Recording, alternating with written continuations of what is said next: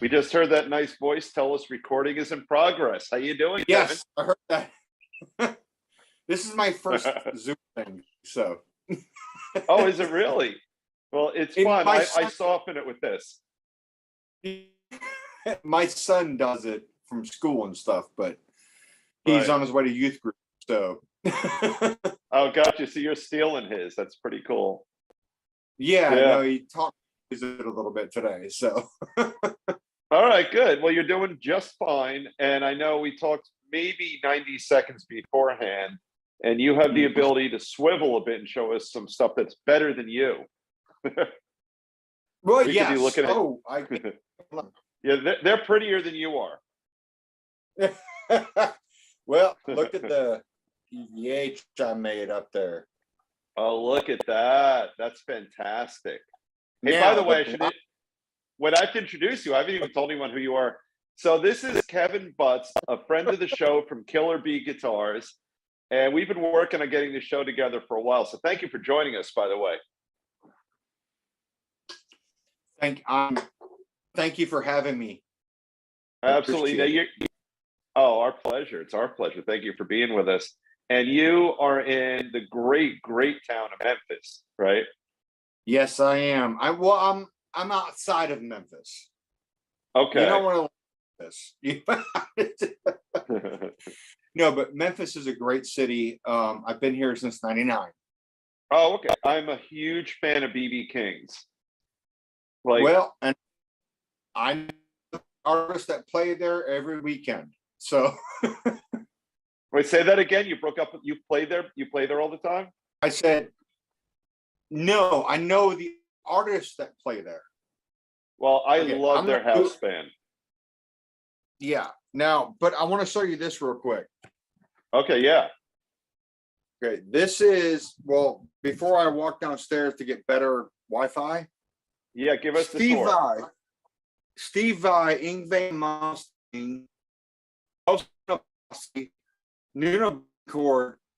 I was at that show they did a while back in Nashville, and they all signed that guitar. Wow. Zach Wild.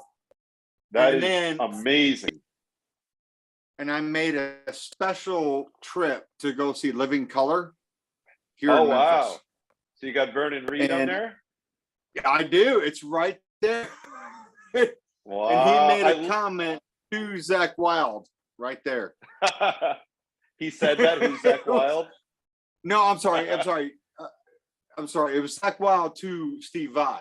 So, okay. But yeah. And then right after Eddie passed away, I decided to make that. Oh, wow. Well, you know, it's I already interesting. had the box. We had the great, Vaccaro on the show, who actually built that guitar with Eddie. Henry Vaccaro was on our show. Oh, wow. So and I missed one stripe. But we did a whole show on how he was the owner of Kramer Guitars, and then meets Eddie through some very crazy circumstance, and went ahead, and after he built the legendary, the tuning fork aluminum neck guitar, which is one of my first guitars I ever owned back in the late 70s. You owned one of those.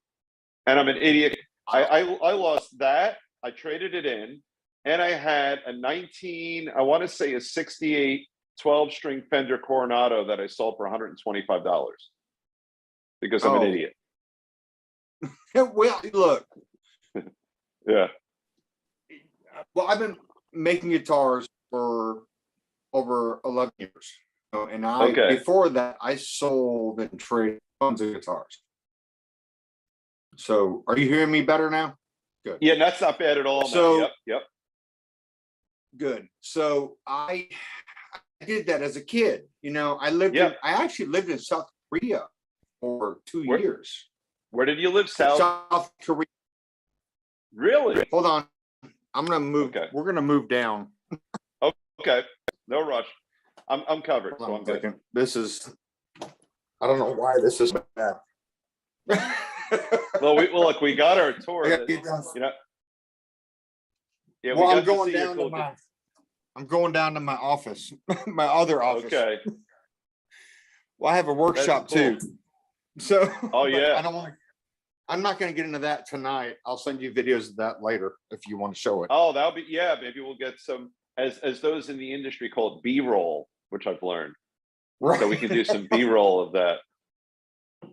I try to sound like an insider, but I come off as a nerd. But it's all good, man. But no, now Yeah. here I am in. But let me do one thing real quick. I'll be right back. Hold on a second. No rush, no rush. Hey, by the way, while he's out there, let me say something to everyone. Check this out. Alexa, play Guitar Tales with Dave Cohen.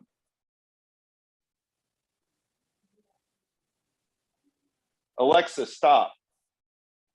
Then you could also say, hey Siri, play Guitar Tales with Dave Cohen. And then she will put it on. Play podcast Guitar Tales with Dave Cohen on Apple Podcasts. So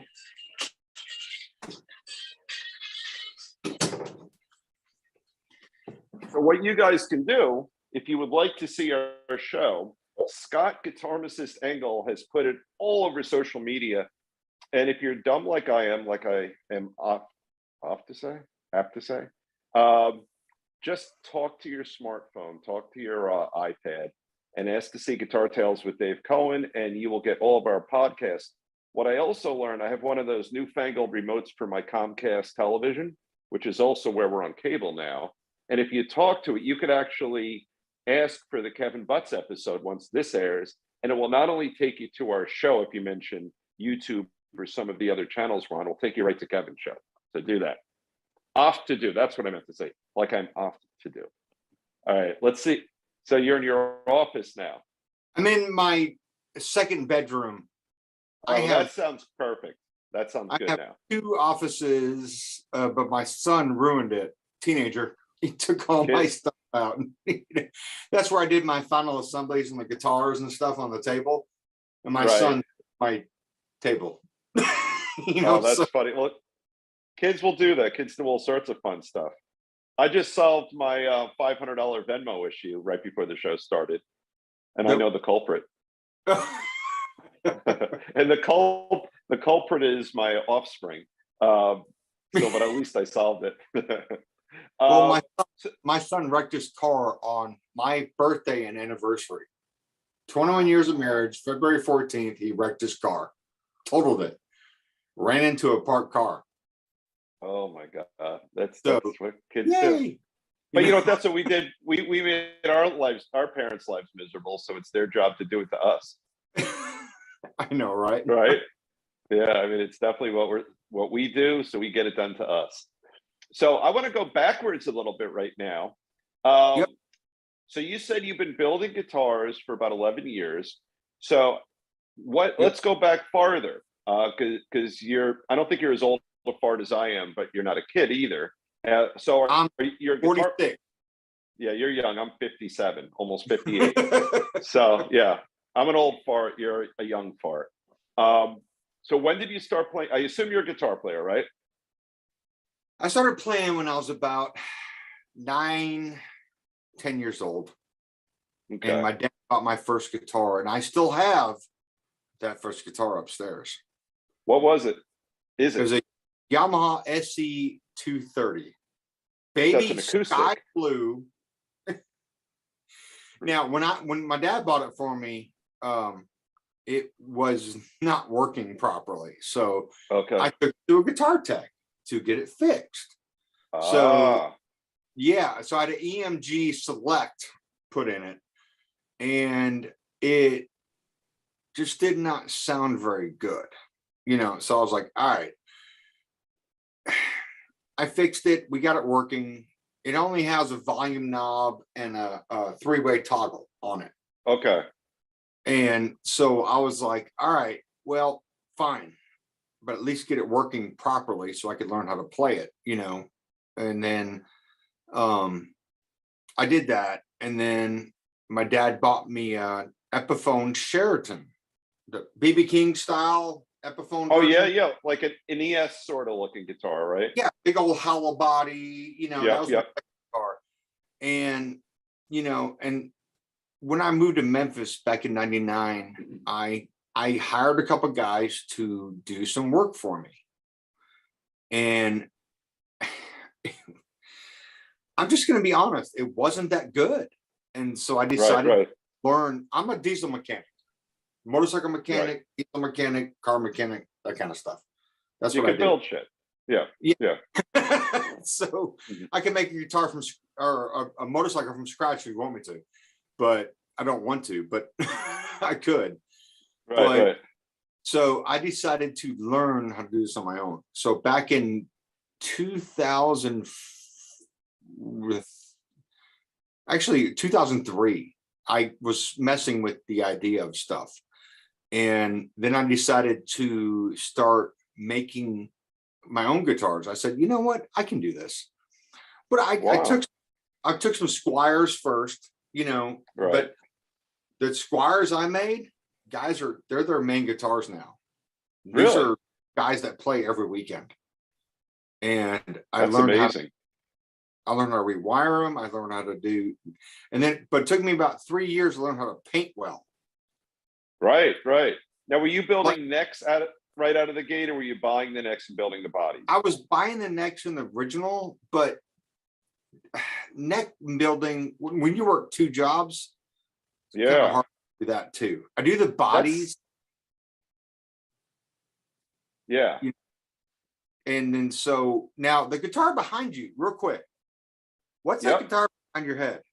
That's your new buddy, Chuck Wilson. We didn't even pay you to say this. So, so this one is one of my bootleggers. This is, I think we called the single barrel. Okay. And you got the P90 over here and the single, regular, more traditional single coil there. But what started the whole Chuck Wilson and bootlegger relationship was this. I got this bootlegger, which is gorgeous and really nice and heavy, with a couple of P90s. I got it on Facebook Marketplace from a guy who was in trouble with his wife because he had too many guitars. And I kid you not. And it happens a lot. Yeah. And I fell in love with the guitar, and just on a whim, I just looked up bootlegger, found Chuck in Hermosa Beach near LA, called him, we became friends. And now Scott, I think, as you know, he's an endorser. And now you have something which I confirmed. Scott was able to text Chuck. We could even talk about it a little later, that you're working on an alliance with Chuck. I had to move rooms, so I'll get them in a minute, but I will. Yeah. But yes, no, Chuck is a really great guy, and he is fantastic. And we haven't really collaborated officially, you know what I mean? But I would like to talk to him about something that might, I couldn't do being a guy behind his house.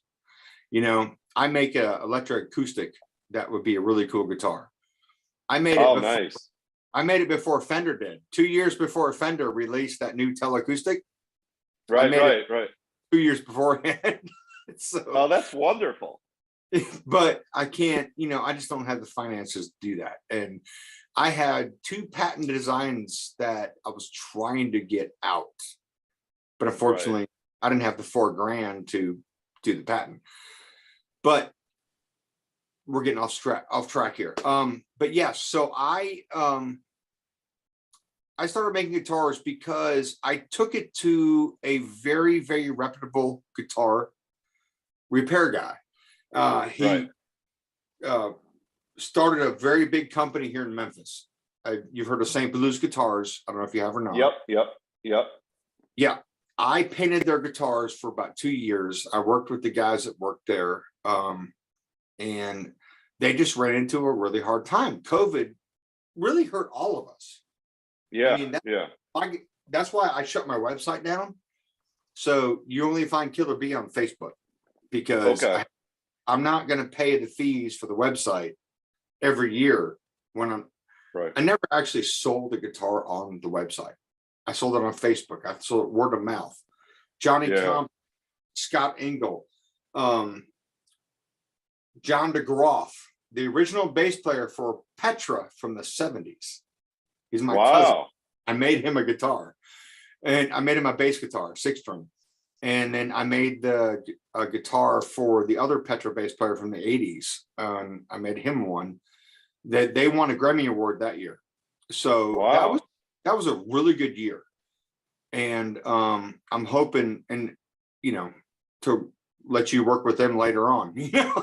So, Yeah. but I got tired of buying guitars at Guitar Center or a guitar shop, and they just were nasty. They were dirty. I mean, and I'm gonna say this, and I'm gonna be, Guitar Center, no, they need to clean their guitars, plain and simple. Yeah, that's a good point. Yeah. You have to set them up. You have to clean them before you sell it to a customer, plain and simple. Right. That's what right. started me on this path about 11, 12 years ago, and I just got tired of it. I said, you know what? I can do this. So I sold my motorcycle stand. I was working on bikes at home, motorcycles at home. I sold all my motorcycle stuff, and I bought woodworking equipment, and I started watching videos, learning how to work on guitars, and I can fret level. I do a lot of repair work too. I help other peers in Memphis. We have some awesome guys here in Memphis. I mean, it's a big city, a lot of guitar players. Oh, yep. Mm-hmm. And so everywhere you go. Right. And I help them out. So, when they need custom routing, they come to me, because Right. I had the equipment for that. They're luthier. The term luthier is very, I guess, universal. Yep. But it comes down to, he's a luthier makes the guitar from scratch. A repair guy repairs it. So I call me a luthier. So I actually make the guitar from scratch. I do all. Now I've made a few necks over the years, but I found out I guess 5 years ago, before COVID, about 3.5 years ago, I was making some necks, but I found it more beneficial to order the necks. Right. I don't get the frets put in them. I put them in, so I can live. That makes sense. Yeah. So I can still call it American made, USA made. And I got them from, unfortunately, the Ukraine. Oh my gosh. Wow. They were not Chinese necks. They were not cheap Chinese necks. They were very quality Ukraine made necks. And this guy has been doing this a long time, and he makes really good necks. And I can adjust them or modify them my way, So I'll use for like a really thick, like Gibson, the old Gibson neck, big fat neck. Yep. I'll sand it down to where I want it to be, Oh, so okay. Work, and then I fret level the frets, and I put jumbo frets on it, or I like to use brass alloy frets. And what about the will you keep it maple, or will you put rosewood on, or does it come like that? It depends. No, I do ebony, rosewood, and maple. I do all three, and I've done Purple Heart necks. I've done a lot of custom work. Right. I like Paulownia, not Paulownia. I'm sorry, Paduk wood. It's a very. What's that? It's just a really hard dark wood, and it looks beautiful. There's a lot of really cool looking necks out there, but at the same time, if it's not done right, it won't last. Right. And I learned that years ago. So I spent about 3.5 years learning how to paint. I spent 3.5, 4 years learning how to make guitars properly. And that's what I did. I did that for 11 years now. And I just, some of my guitars were played by, Scott Gaylor, the premier guitar that was on your show in the very first show. Mm-hmm. I made that I want to guitar. talk about the Stinger is gorgeous. And you mentioned, learning how to paint. I've seen that guitar like at Scott's house, not just the one time on the show. That paint job, dare I say, is killer. Now, I'll be honest, I didn't Yeah. actually paint that one. That was before I Okay. learned how to paint. And I Okay. had somebody airbrush the flames on it. But that was my design completely. I wanted It's a a yellow and gorgeous. black flames. It's That's- gorgeous, that guitar. Well, Killer Bee, I wanted it to be like a bumblebee. Yeah. Right. And it's And- great. It's a fantastic guitar. And I made a second sister to that guitar. I actually made Okay. I went to another musician later on. But I don't know where it's at right now. I haven't found out yet. So Now let me ask you this, because if I know this, I forgot. So how did you, well, let me ask you this. So when you hooked up with Scott, were you in Memphis or somewhere else? no, I've been in Memphis the whole time. Since 99. So how did you and Memphis connect with Scott up in Jersey? Johnny Compton. What a And- great No, thing. actually, take Yeah. that back. Rosario Panzarella. Who's also been on our show. He's wonderful. Yeah. I still have a lot of his strings and I still use them all the time. But He worked so hard on those strings. He put such love into those strings. he and I are when I was doing this full time, when I was like really trying to put effort into it, he was my biggest supporter. That's great. Him and Jack Harrison from the Gear Guys show. Okay. But him and Jack had a little falling out. But at the same time, Rosario and I and Jack, we're all still friends. I still talk to both of them, and Okay, great. they're really cool guys. Rosario went a different direction, which is cool, and he's doing Right, what's best right. for him, just like me. Right. I stopped trying to focus on guitars and deal with my take care of my family, take care of that. But Right. But Rosario and I are still very, very close friends. And That's- Scott, He's a neat guy, very neat guy. oh dude, he's the best. You got Scott Engel, Johnny Compton. Scott, I don't know. Scott, he's okay. Scott's a great guy though, and he. What's funny? Real quick anecdote. My best friend's a pharmacist. Oh, that's great. So when I talk to both of them, it's funny. Right. So- Now I got one for you. So you said, you put together that electric acoustic right before Fender did. In Scott's, hopefully in his house somewhere, because I've lost mine. In Scott's house somewhere is a cassette tape of my band with him called The Cure, which we named before The Cure existed. And it's just handwritten on the cassette tape, The Cure, and it ever so slightly precedes them. I did a little Google search. I think we came up with it in 77 or 78, and I think they were 78 or 79, but we're first.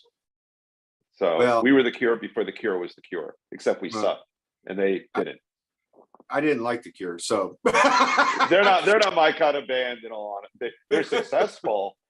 Yeah, I don't like that style personally, but they did something right because they got pretty successful.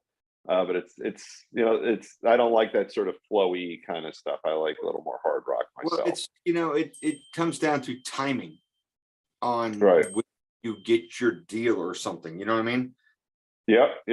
And they You were in know- the right place at the right time. Yeah. Exactly. Yeah. Like the guitar player Randall Rawlings. I worked with him. He actually played with Sebastian Bach. Oh wow. After he left Skid Row. I've Okay. made 4 guitars, a 7-string, a 6-string, and wrong place, wrong time. Right. Right. And that's how the Yeah. music industry was. You have to be in the right place at the right time. Yeah. I know tons of musicians in Memphis. Oh, Eric Gales. You know Eric Gales, right? The blues player. Yep. So his cousin Chris lives here in Memphis, and I've worked on his guitars before. We did a TV show one time, Live at 9. Okay. And he was my lead singer and lead guitar player. Well, I sat back there and looked like an idiot playing rhythm. Right. I'm not that good of a player. I do my best, but Right. he is fantastic. He plays mostly at Jerry Lawler's barbecue place. Jerry Lawler, the wrestler. Yep. It's his restaurant. He's the guy who slapped Andy Kaufman. Right. Right. Yes, that's right. Yeah. Yeah. So he plays at his restaurant mostly during the days, but he's been playing Rum Boogie Cafe. You've heard of that place, Okay. right? Rum Boogie. No, I'm sure I've been there because I've been in every bar in Memphis, literally on Beale Street. Like it's literally one of my favorite towns. Well, Rum Boogie's the one that has the guitars hanging off the ceilings. I'm sure I've been there. Well, and there's a killer bee hanging on that wall. Is there really? Yes. That's fantastic. Well, Patrick Dodd, that was on The Voice. Yeah. I worked with him when he got off The Voice, and when his contract was over, I got to work with him. And then I was able to work with him. So he signed it, and another lady from The Voice signed it, and it's hanging up in the Rum Boogie Cafe. So that's great. Cool little things, just little accolades. That's good stuff. But this is what I've found because we've had a few luthiers and creatives on, and it doesn't take that much to just sort of fill your soul. Make like Johnny Compton. He was in Guitar Player magazine, and it was like one of the highlights of his life. He talked about. Me and Rosario helped with that. Oh, that's beautiful. Well, and then I got him in Vintage Guitar magazine too. Von York might have talked about that. Okay. Yeah, Von York Strings and we got together, and I worked with Vintage Guitar magazine. There's actually an article in an old Vintage Guitar magazine about Killer Bee guitars. That's fantastic. Vintage Guitar magazine is the only company that doesn't charge you for doing an ad or a review. Really? So I a guitar, he reviewed it, he did an honest review of it, sent it back. And it was free, didn't cost me a dime. Wow. And so, the other companies, I'm not going to say the names of the magazines, but the other magazines want to charge you for reviews. And I'm like, right.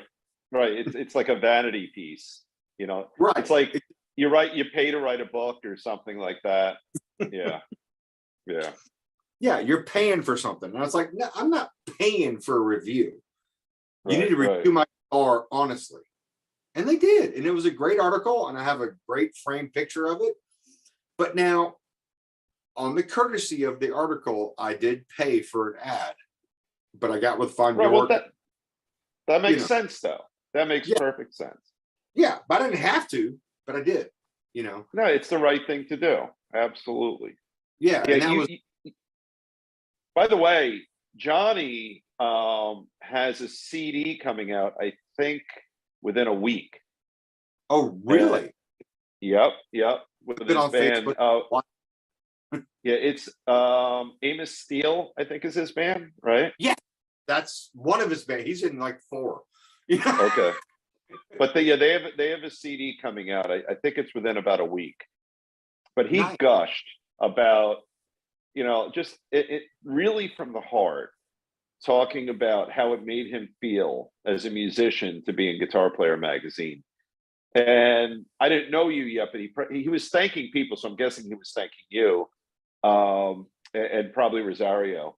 But just he was so grateful for that. It's not, no one bought him a yacht or anything like that, but he got professional recognition from his peers for doing something well, just like you having, you've got a guitar hanging, in one of the greatest blues towns in the country, and you have wonderful musicians playing your guitars, and that's got to make you feel good.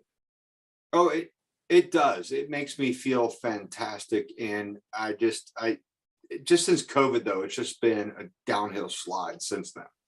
I work with Scott Gaylor, Scott Engel, the Petra guys. I've worked with so many, and I was never marketing famous people. You know, Right, I want right. to work with the working man musician, and that was my goal. And that's what That's bootleg, fantastic. and that's what Oh bootleg, yeah. you know, Yep. they're doing guitars that are quality made, and it comes down to I wanted to do it because I enjoyed it. I wasn't, I Yep. mean, luthiers out there that charge what, $4,000, $5,000, $6,000 or more for their guitars. Yep. It doesn't cost that much to make a guitar, but I have no overhead because I have a shop behind my house. So Right. you know, so, And how nice is it if someone gets one of your guitars, they know who built it? You know, right. like, how cool is that? And I personally talk to every customer. I always have. I will never build a guitar unless I talk to you. And even sometimes I'll be like, wait, what we decided to do? You know? Right. But it, you know, at the beginning, it was overloading for a one-man shop doing everything. Right. You know, Yeah, and that's yeah. why I started getting the next brought in, but I still did majority of the work. You know what I mean? And Right. America's laws, you have to be a percentage of American made, and they Oh, I work. see. Right. Yeah. Yeah, the American laws to be able to claim USA made, you have to have a percentage. Well, Interesting. yeah. So that's the American law, to be claiming USA made, to be able to put that on the guitar, or which I didn't do that. I just put my name or just Killer Bee, nothing big. I never, but Right. inside the guitars, it's handwritten. When I made the guitar, my signature's in there, and I bet you anything, there's blood and sweat on most of them. So Yeah, literally. Right. yes. That's funny. When I got married, when I got married, my old singer and I, we played Jumpin' Jack Flash. We borrowed the guitar from the Good band. And when I handed the guitar back to the horrified guitarist, the white pick guard was just pure red. Because when I play, I just sort of scrape my finger a little bit. And then with the pressure, I literally, this poor guy, I bloodied up his entire guitar. And until I handed it to him, you know, the strings were red, the pick guard was red. I have the video somewhere, and it's horrible. But yeah, I literally just completely bloodied up his entire guitar. But you know, you bring up Jumpin' Jack Flash. Now, when I saw you react to that. Yeah. No, see, Jumpin' Jack Flash, when I was in middle school, my brother was in high school. There was a band that played at the high school talent show or something. Jump Jack Flash was the song, and that was my first inspiration to really focus on guitar. Oh, that's really cool. Yeah, so this dude was fantastic, and I don't remember his name, but this was back in 1980 something. You know? Right. Yeah. But that inspired me, and so my dad had bought me and my brother guitars when we were younger, and put them up in the attic, and they ended up warping and getting messed up. My brother dropped guitar completely. I went up the attic when my brother's full size nylon string acoustic. I pulled it down. Right. I started playing it. My dad bought me my guitar. You know, that's really fantastic, and that's an attainable song for a young guitar player to at least get by on it. You know, to do well is a whole different thing, but to just, you know, to get the basic chords down, it's not the hardest song in the world. No, and it's a fun song to play, and it's easy to play. It's a great bar song. It's a great, you know, everyone knows it, you know. Yeah. But see, I grew up with Passion and Warfare. Okay. Steve Vai's second album. Flexible was his first one. Passion and Warfare was his second. And I've been trying to learn how to play. I can't do it. Well, he's a whole different level. Yeah, you know, no, it's, you know. Joe Satriani, Steve Vai, I can't play that stuff. I try, you know. But I grew up with that. But I did get a legacy amplifier. I probably saw it with a picture when I was moving around. I did see it. Yeah. Yeah, I finally got that. I actually bought that from Johnny Compton. Did you really? He gave me a great deal on it, but unfortunately FedEx didn't pack it properly, shipped it, and it got tumbled around, blew up And a it's a tube, Oh, wow. fried the circuits on the tube. So Oh, God. just had it fixed, and it's awesome. Luckily, a friend of mine was able to get a new circuit board for it, so it's fixed and it's playing awesome. Oh, that's great. He is a guy, I got to tell you, like we did one Zoom show. I've never met him, but I met him like you and I have met. It's similar to really meeting in person. He is a guy who just exudes positivity. He's such a good, warm guy. Well, see, a few years back, Johnny, I surprised him. I helped put on a Guitars for Vets show a few years Okay. in West Virginia. Me and my Oh, wife wow. on our way to the mountains over on the east side of Tennessee. So we Okay. decided to stop by, and I helped put this show on a little bit. We did T-shirts. I did a bunch of stuff for it. I got a couple different bands to help play in the show and stuff like that. Of course, some were a little heavier than others and kind of freaked some people out, but That's funny.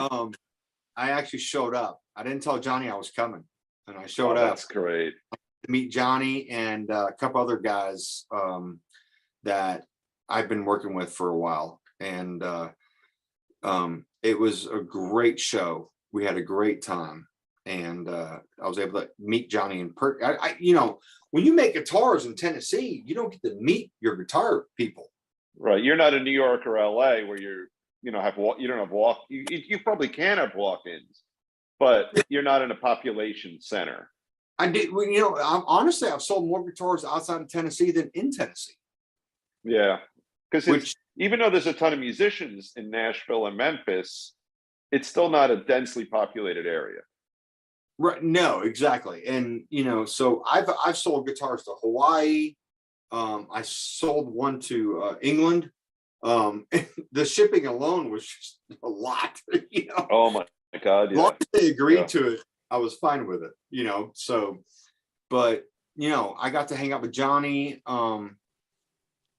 Why am I blanking on his name right now? Johnny Compton. Johnny. Well, no, the other guy I was working with. I got to. You told me. I'm blanking too, and you told me that. Was it Anderson? No. No, this was a show we did for Guitars for Vets. It was Violence and Ascension was the heavy metal band that was really Okay. hardcore. Johnny's band was heavy, but they're used to it. They were playing there all the time. And then the other band, give me a minute, I'll remember it. But Right. But it was a good show. We had a good time. But I got to surprise all of them by saying, "Hey, Killer Bee's here." They're all playing my guitars. Bass players, guitar players, they're all playing my stuff. And that's great. So you make basses too. I don't know if I realized that. Yeah, no, I make 4-string, 5 strings. I did make 1 6-string for the John DeGroff, the original bass player for Petra back in 1970s. Wow. So you made a 6-string bass for him. Yes, he's actually my. Right. You mentioned it. You're right. He's married to my cousin. Gotcha. All right. And then I made before that, I made a 5-string for the, on the moment, you can't remember names, but I'm just, look, I'm going to show you something because I do the same thing right here. If the light grabs it, there's your name. I've been on radio and stuff like this for 20 years, and I have to write down the name of my guest or I'll forget their name. Right. I don't have to write down anything else, but names, they leave my head immediately. Like I struggled with Henry Vaccaro's first name. I kept saying Vaccaro a few minutes ago with you, and then I remembered it was Henry. So, and I just I tried to fake it, and then it probably was pretty obvious. But yeah, so I think that's pretty normal. No, this is, if you're not used to this, I mean, I've done a lot of audio interviews, but never a Zoom video, and okay. You're doing great, by the way. I hope so. Well, Scott told me to stay on tack. Yeah, we go. I don't agree. No, you can't. Yeah, go everywhere. We go everywhere on this show because really the whole concept is just a couple of folks just sitting around chatting about music and instruments and stuff like that. It's music and gear and people. That's what it is. And so getting back to that. Yeah. Now I really pulled you off. No. I'm going to go back to guitars because that's the whole point. Yeah. And the main reason I got into guitars because I was tired of buying cheap guitars in a store or an expensive guitar that wasn't set up properly. Right. I'm not going to, I said the name once, I'm not going to say it again, but if you have a guitar in your store, it needs to be set up. It needs to be played right when it leaves the store. End of story. And I've had so many guitars, it's not even funny. And Dave Mustaine, Dean, the cheap Chinese version of Dave Mustaine, one of his signature guitars with United Abandon logo on it. And I picked it up for a really good steal. But I rewired it, put new pickups in it. I set it up. It's one of the best playing guitars in my house. And that's the thing. Yeah, it's and if you take someone like me, like I'm a reasonably handy person, but I'm not that handy. Like you talk about building a motorcycle from the ground up. I had a 50cc mini bike and I installed a new leaf spring in it and a new gasket. Like the leaf spring for the starter. But so I can do a little bit, but I can't do what you do. So if I buy a guitar, it's living like that with me until I no longer own it, other than changing the strings. And maybe I'll play with the truss rod a little bit if I feel like I could fix the action a bit, and that's it. I don't have that skill set. Now, like these two behind me, how do I know that they were set up? Because the one I bought new, that one right there, I have the video on Facebook of Chuck saying, here's Dave's guitar. He tested it because he does that, like he literally will do for everyone's guitar. He'll do like a little 60-second video. But the other guitars I've had over the years, if I buy them new, the way they end up in my house, that's it. It never changes because I'm not a real musician. I'm a weekend at best guitar player. So when I buy, the predecessor, the Sam Ash or whatever, I'm even before Guitar Center, whatever they did or didn't do to that guitar, that's the way it will always be in my life until I no longer own it because I'm not a professional, and that's not just for good or for bad. It's for bad. That's how it's going to be. So I appreciate what you're saying. Well, yeah, like Sweetwater, they run it through a total test. I've worked with Sweetwater for a lot of years and they're from Indiana. I'm from Indiana. So, my salesman calls me every month, checking on me, see what I want to buy new. I'm like, I make my own stuff, but dude, I don't need anything. But right. But I'm like, but when they ship out a guitar, it's perfect. If it's not, you send it back and they will fix it. Well, that's great. You buy a guitar from a certain shop, if it's not right from the get-go, you shouldn't have it. Right. Well, go on. You go first. No. Well, a real quick story. I was in a large music store. I won't say the name because I don't want. Right. And I was sitting there testing a Black Star amplifier. They handed me this 1970 reissue Gibson Les Paul. Okay. And I was like, I'm looking at the finish. It was just, then I learned how to finish at that point, how to paint a guitar properly. Yeah. I was like, there was overspray on the binding, orange peel on the headstock, and they still wanted 10 grand for it.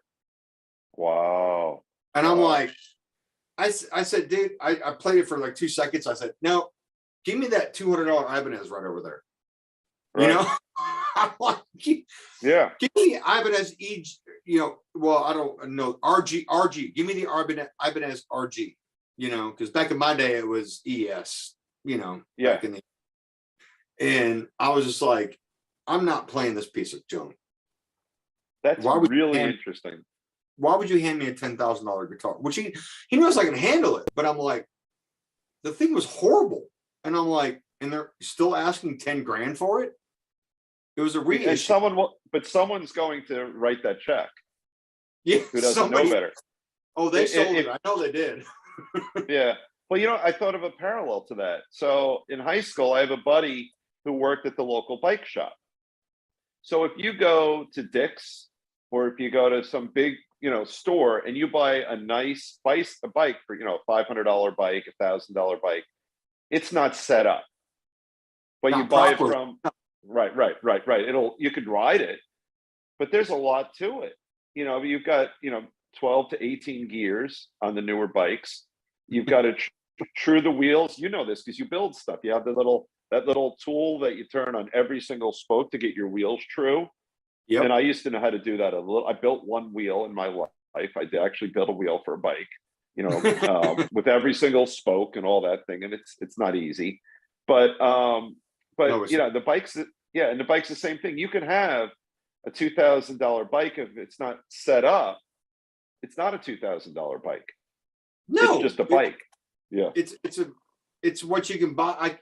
I bought my son I have the same Schwinn I had back in college. Really? Yeah. They Awesome. built them. They're built solid. They're about 1,000 pounds, but Before they cool. sold out at Walmart. Yeah. Well, they Oh, weren't built to be light, but they're solid. No, Yeah. but my original one was a 1970s Schwinn 5-speed with the That's pretty cool. Oh, that's great. It's Yeah. probably worth money at this point. In a Well, weird that's way. gone. That's gone now. But my Schwinn was 1995, and it was made right because I bought it from a bike shop at the college campus. Right. Buy one from Walmart, or I shouldn't say names, but you buy it from the big box stores. Yep. They're not done right. My son. They're not even done. They're not even done. No, you have to tighten everything up. Yeah. It's like guitars. It's the same Yeah. thing. If you want to say I've got a quality guitar, but if you don't put good components in it, what's the point? Right. You know what you just made me think of? For a while, I had a really nice 78 Strat. And one thing I've always hated about the Strats, there was two things. The way I play, I felt like the top pot, and I don't remember if the pot closest to the strings is a tone or a volume pot. So what I did with my Strat, this is in high school, I took out that pot and I rewired it so I was willing to live with the two remaining pots. But the other thing I did is that, that little recessed area where you put your 1/4-inch jack in? Yeah. You can't fit your fingers in there. So I reversed it and made it like a bubble coming out of the guitar so you could grip your 1/4-inch jack better. Oh, so you did it the other way. Nice. Yeah, and I know, like, I think I had to do something to ground it with tin foil on the inside where all the pickups are, which is probably not exactly the way it should have been. But I know when I would get guitars, I would do stuff like that. Well, But, aluminum foil will work. It won't. All right, that's what I did. But it will work. Copper tape is better, but aluminum foil will. Right. Yeah. I used to do that with guitars. Yeah. Yeah. See, when I make a guitar, I got tired of dealing with the copper tape, taping off the cavities and stuff. So I use that dielectric paint. Oh, okay. And I painted all the cavities up really hard, really well. And then when I did a tremolo system, I double grounded it. I ground it on the tremolo, but I also ground the body as well. But I used a dielectric paint. Oh, that's not going to fail the way, if you have stuff going on and you have just a little break in the tin foil or the better version, you're not grounded anymore. Right, exactly. And that so I eliminated that because I'm making the guitars myself. So I get to decide how I design it, and I've seen guys that are awesome at putting that copper tape in, but I don't have patience for that. I'd rather just paint it in 3 coats. I'm done. Now, have you ever tried your hand at building a pickup from the ground up? No, and I'm gonna plug my friend Dylan from Dylan Okay. Pickup. Back early on, about 7 or 8 years ago, I met Dylan, or I found Dylan online, and we designed a pickup together. And one of my Really? guitars, some of my guitars, it's called the Killer Blade. It's like a dime bucker, but modified. You know, Okay. because Seymour Duncan, they were getting so expensive, and it was just getting ridiculous. Right. And I was not willing to pay the prices. So I talked to Dylan, and we designed this pickup, and it turned out fantastic. Oh, Problem that's is, great. it was too hot for most people. You know? Okay. It was Okay. like a dime bucker. A dime bucker is a very hot pickup. I mean, it is a very hot I don't know about dime buckers. So what is a dime bucker? Dime bucker is Seymour Duncan makes them, and they're a blade Okay. pick.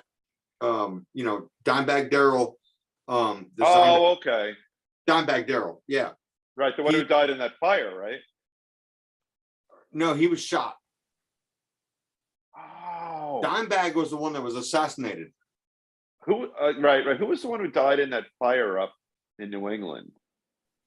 I thought it was anyway. I thought it was him, but I remember he died about probably now like 10 years ago, right? No, this was longer than that. Dimebag died Was it? long. Oh, all right. All right. So He go on. was So he. But anyways, he designed a pickup that was fantastic, and I decided I wanted to modify it just a little bit. And so Okay. when I design a pickup, I tell my winder, if I have a custom made, I have it winded on one side hotter than the other side. So when you Okay. cold tapping, when you cold tap a pickup, right? No. Cold tapping is when you take a humbucker pickup and you Yeah. switch between the two pickups. Oh, I know about this. Right. Yeah. And so what we did is we designed it to wired one side hotter than the other. So when you cold tap it, you don't lose the volume on your amplifier. Okay. That's smart. That's really smart. Yeah. So we designed that, and unfortunately it didn't, you know, Johnny Compton's used them. Scott's used them. That's where I know about it from Scott. Yeah. I think Scott's used them before, and then because it's in that Stinger, I think. No, Yeah. that's got DiMarzio's in it. That's got really hot DiMarzio's in it. But I've done a couple other guitars over the years with those pickups. And because when you cold tap a guitar and you hit that toggle or pull your pot, Yeah. your volume falls on It's its going to go face. way down. Yeah. Right. Yeah. But if you make it hotter on one side, but still balance the pickup so it's in humbucker mode, it's okay. Now, let me ask you this. So to make it hotter, are you coiling more wire on the magnet? Or are you using a heavier magnet? I think heavier wiring, and this is where I'm going to tell you to contact Dylan about that, because Yeah. Dylan will tell you more, because he's I'm been fascinated by this. he this is stuff that, you know, lace pickups, and I don't want to really plug them too much. I don't use them anymore, but I worked with lace when I first started. Right. Lace pickups, if you remember, Eric Clapton used them on the Gold on his Strat. Okay. He had the Gold series, and then they started making a blue and a red and a purple and a blue, and this. Every coil was wound differently, Okay. hotter or softer. And I actually made a guitar one time that literally had 32 different sounds. That's really impressive. I mean, I had two humbuckers and a single coil, and I accessed everything I could on it. And I was able to, you know, get every pickup. So you could literally play your bridge pick, the humbucker, your bridge side, your middle side, your neck middle, and your neck bridge, your neck. Any combination you want. So really you had as many humbuckers as you had that many single coils also that you could have any combination to create. You could create a humbucker from two divergent single coils. Yes. That's right. Because they wired them, and that's what gave me the idea. So when I asked Dylan to make me the pickup, I said, I want you to wire the bridge side hotter. And we worked on that. When we was talking, it was more him than me because he's the pickup maker. Right. And we worked that out. So every time I ordered a pickup from him, I said, I want it to be coil tapped, but I don't want it to fall on its face. So he wound the other side hotter than the other side. But at the end, it balanced. It's great. Now, you know what's funny? Like, the reason why I'm fascinated by this is I looked it up, but I don't remember now. I want to say maybe like 1930, 1935. Some really brilliant person thought, if I take a magnet, wrap a bunch of wires around it, the vibration of the electric strings will create a signal that I could turn into music. And some brilliant person about 90, 100 years ago thought of that. And here we are in 2022, and you're talking about the nuances of adding just a little more coil around your magnet or magnets to create a hotter signal to balance out with the other signal. Like, think of where it's come since then. Right. Now, but the original technology is just brilliant. Who would have thought that in a world of all acoustic instruments? Well, that was Mr. Gibson, Leo, or was it Gibson? Was he the very first to create the pickup? Was the very first that created the electric pickup. I think not 100%. Fender, but Leo Fender couldn't play guitar to save his life. So right, right. But Gibson played a mean guitar. No, he was fantastic. But this is something that I'm going to refer you to Dylan on this. Yeah, he can tell you more. But I will give you one last thing on pickups. Yeah. Lace pickups. Like I said, Eric made him famous back in the 80s with his Black Beauty.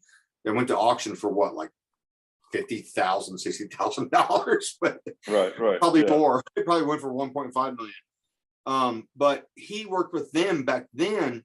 But Lace Pickups designed a new pickup made out of aluminum with two little sticky magnet strips and a very little coil about this big. Okay. I'll send you a picture on this, but I used them for the first, when I worked with another company that I won't say the name again, that I was helping design a guitar with. I used the Lace Alumitone pickups. They're very unique, but they are the hottest, cleanest pickup in the world. They really are. And no offense to my friend Dylan, who makes great pickups, and Seymour Duncan, DiMarzio, they all make great pickups. But this literally, when I used the bass version in David Griffin's bass, he plays for this band called the Bouffons. He plays for other bands here in Memphis too. He's a very talented bass player that you call up and say, hey, I need you to come play. He'll go, what key? And he shows up and plays. You know what I mean? Wow. So, right. One of those level musicians. Yeah.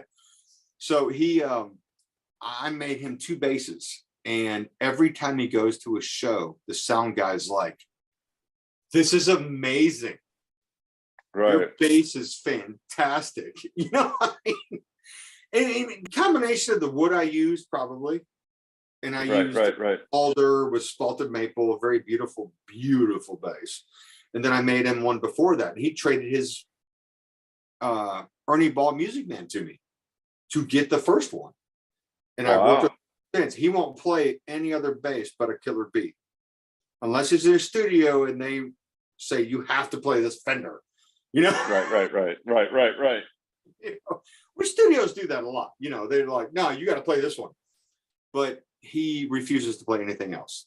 And it is a great design, but the looks freak people out because it's aluminum. It's, it's water jetted. They're made with water jets. Oh, wow. So that's really cool. I'm going to need that picture. I'll need that picture. That's really cool. I'll have to send it to you. But so, I'm going to jump in now. as is the case with our show, it feels like we've been chatting 10 minutes, and I think we've been going about an hour now. And now that we're on cable, we have to do about 56 minutes or so. So let me wind us down, because I could go 2 more hours with you, but I can't now. Now that we're on cable, we actually have we have to work within certain time signatures, including the bad word I said in the middle of the show that we'll have to bleep out. I'm sure there's a Scott word warned to me. Yeah, Scott warned me not to curse, and I only screwed up once tonight. He told me not to. I've been very good. Yeah, unlike me. So the best place to find your stuff, I know from the content of the show, but I want to sort of pull us to the end now. Facebook is the best place to find you. Facebook now, because since COVID, I shut the website down because people. I was shopping for stuff on Facebook Marketplace before we went on tonight. Like Facebook, they own my brain. Then of course after I did that, I'm getting ads for new boats, and that's what I'm looking for, an old crappy used boat. So we want to go for Killer B Guitars, right? Killer, spelled the way you'd B. expect. Oh, the letter Killer, B. Okay. B Guitars. So it's Killer letter B Guitars on Facebook. So no EE. We saved money on the EE. We don't want the EE. Right. Well, it's Kevin Butts. It was my nickname. Oh, right. Right. Well, I noticed your shirt is your. Yeah, that was the new logo I made, KB. And then it didn't go so well, so I went back to the old logo. It works. It works for me. And I'm telling you, guys wanted the old logo. Well, that Stinger guitar of Scott's. When I go to his house, I see it. It's in our promo. Your guitar is in the first ever episode of Guitar Tales.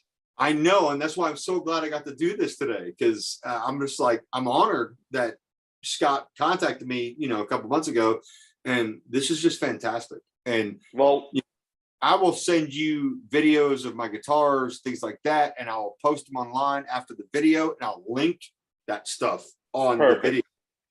Perfect. Perfect. Show off, because we don't have time to show off all the guitars. I've got too many. Yeah. I can't show my shop. I can't show it, but maybe you and I can get together. Absolutely. Well, by the way, I'm way overdue for Memphis. Like I'm telling you, like every so often I have to go there. I have to sit in BB King's and watch the house band. I'll go to Rendezvous and get some ribs, and then I get fried chicken there. I love your fried chicken down there. It's actually pretty good, yeah. But Rendezvous, I can't stand that place. Well, I know it's commercial. It's commercial. I know it is. But like when I visit, I like to go there. All right. It's a big institutional place. I know. I'm sure. When I'm there, I know the insiders aren't going there. Right. Yeah, we don't go there. It's gigantic. I know. But I still like to go there. But all right, I don't like walking down the alley to get there. No, I know it is kind of weird, and it's 2 stories, and you're eating on styrofoam plates and all that kind of stuff. But and I'm 99% of the time I'm a gluten-free pescatarian, but if I'm there, I'm eating dead pig and things like that. So, well, man, anyway, this was an honor. Thank you so much for letting me go, and I know the lighting is not great because unfortunately I couldn't stay in my other room, but I just want to thank you so much, and I appreciate your time. And if you want to get with me on other stuff, I'll show you my shop. And if you come to Memphis, you let me know you're coming, man. I'll be here. Absolutely. You have an open visitation. So I appreciate it. That will happen, by the way. It really will. So okay, good. Well, I actually went to go see. We went to New York a few years ago, and I went to see. I know you're probably have to cut this off. You have to edit this part. We'll cut off the middle. We'll keep this. We'll cut off a little bit of the middle. Okay. But I went to New York, and Rosario came to see me. We went downtown New York, so we went to dinner in New York. I tried to get Scott to come, but he couldn't make it, and it was just a fantastic experience being there. And I love being in New York. I'm from Massachusetts, Oh, all right. Yeah. I'm born in Brooklyn, so I'm a sort of native New Yorker. Yeah. Right. Well, Yeah. Northeast. You know. Yeah, right. You're still a northerner by birth. Yeah. Yeah, I call Indiana home. I was born in Chicago, but I ended up being raised in Massachusetts. So, Right. but There you go. I actually lost my train of thought of what I was going to tell you. But anyways, Matt, coming down to Memphis, appreciation for the show, and it's reciprocal. Like, we've been dying to get you on the show, so we feel the same way. I feel the same way. So does Scott, and our friends at Riverview feel the same way. If you want me again, and it'd be really fun one day to get to another booth and argue back and forth. That would be fun. We could do a panel show with luthiers. That would be kind of fun. Because I'd be like, no, you're wrong, or I'm right, or you're wrong, or no, actually that makes a good sense. You know what I mean? But because there's so many guys that make these guitars and they charge $5,000 to $6,000. And I'm like, how do you get doing that? Right. But then again, they probably have overhead and a shop and, like Nordstrom. We can't put this on air, but Nordstrom, I love their pickups. But man, he charges so much for his pickups. It's unreal. Wow. So when I first started this, I'm one of the few luthiers that went out and actually sought to get dealer pricing. Wow. A lot of these luthiers, they buy stuff on eBay. No, I'm direct with all my Fishman, EMG, DiMarzio. I'm direct with all of them. Hipshot, I don't pay retail prices. I don't pay eBay prices. That's why my guitars.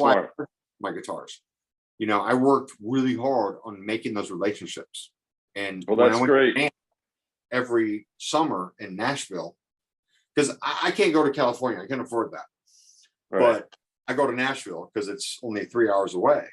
And I'd go there, and I was a guest in a booth, but I met the right people and I got to build the relationships. And that's what you have to do if you want to be a luthier. That makes sense. There's no sense in paying $100 for a pickup when you pay $20 for a pickup. Well, and I'll take this a step further. And then I do have to cut us off because I'm feeling bad for poor Monica who's going to have to edit this. But in every field, I'm a lawyer. It's all about relationships. On this show, that's a bootlegger amp. It's about building relationships with people. And what you're doing with me to show them, but I'm using bootlegger strings now, so I've got them. There you go. Well, listen, this has been really fun. And you thanked me, I want to thank you, and we all want to thank you. Scott Guitarmacist Engel wants to thank you, Riverview Studios, and me, Dave Cohen. So for you folks who are enjoying these shows, go on any form of social media. We're on Amazon Prime, we're on cable, which through Xfinity, we're on Central Jersey cable network, which is beyond exciting right now. We're on YouTube, we're on Facebook, just any kind of search on any form of social media, Spotify. We are audio only. If you want to listen to us as a podcast, enjoy it, have fun with it, and everyone have a good night. Take care. Take care, man.